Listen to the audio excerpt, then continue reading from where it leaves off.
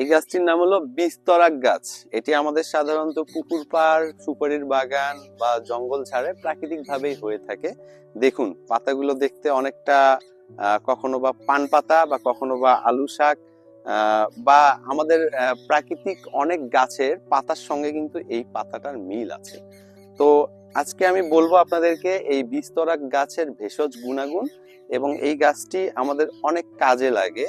তো বিস্তরাক গাছে আছে সাধারণত অনেক ফ্যাটি অ্যাসিড এবং অনেক রাসায়নিক উপাদান এবং অনেকগুলো উপকার।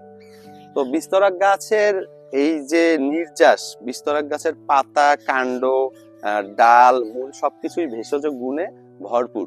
বিস্তরাকের পাতার নির্যাস আমাদের শরীরের রক্তচাপ কমানোর চিকিৎসায় বিভিন্নভাবে ব্যবহার হয়ে থাকে। বলা হয়ে থাকে আদিকাল থেকে বিস্তরাক গাছের লতা গনোরিয়া এবং মূত্রনালীর চিকিৎসায় ব্যবহার করা হয়ে থাকে।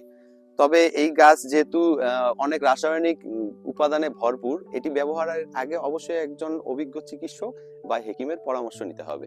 বিস্তরাক গাছের ঠিক মূলের এই এই অংশগুলো এই অংশগুলো ব্যবহার হয়ে থাকে গনোরিয়া এবং আপনার জ্বর ব্যথাতেও বিভিন্নভাবে ব্যবহার হয়ে থাকে।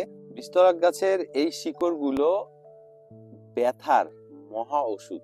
আপনার আঘাতজনিত ব্যথা, পড়ে যাওয়া ব্যথা, কোমরে ব্যথা, পায়ের ব্যথা সহ বিভিন্ন ধরনের হাড়ের ব্যথায় বিস্তরকের এই শিকড়গুলো বেটে এর নির্যাস তেলের মতো করে ব্যবহার করলে বেশ আরাম পাওয়া যায়। আপনি জানেন কি বিস্তরাক গাছের এই পাতাগুলো, কচি পাতাগুলো বেটে পেঁয়াজ মরিচ দিয়ে অনেকে রান্না করে খেয়ে থাকে এবং এর বড়াগুলো খুবই সুস্বাদু। বলা হয়ে থাকে বিস্তরাক পাতার বড়া বানিয়ে খেলে মুখের অরুচি দূর হয় এবং জ্বর এবং অরুচি জনিত সমস্যায় এগুলো গ্রামগঞ্জে এখনো বেটে বড়া বানিয়ে খেয়ে থাকে। বাংলাদেশের বিভিন্ন জায়গায় এই বিস্তরাক গাছকে বিদ্যুদারক বা সমুন্দর নামেও বলা হয়ে থাকে। এই গাছটির অনেক উপকারিতা রয়েছে। গবেষণায় দেখা গেছে এই গাছের মধ্যে অনেক ধরনের অ্যান্টিঅক্সিডেন্টের উপস্থিতি পাওয়া যায়। তবে যেহেতু ভেষজ গাছপালা ব্যবহারে সতর্কতা অবলম্বন করা খুবই জরুরি, তাই এইসব কাজে লাগানোর আগে অবশ্যই একজন অভিজ্ঞ চিকিৎসক বা হেকিমের পরামর্শ নেবেন।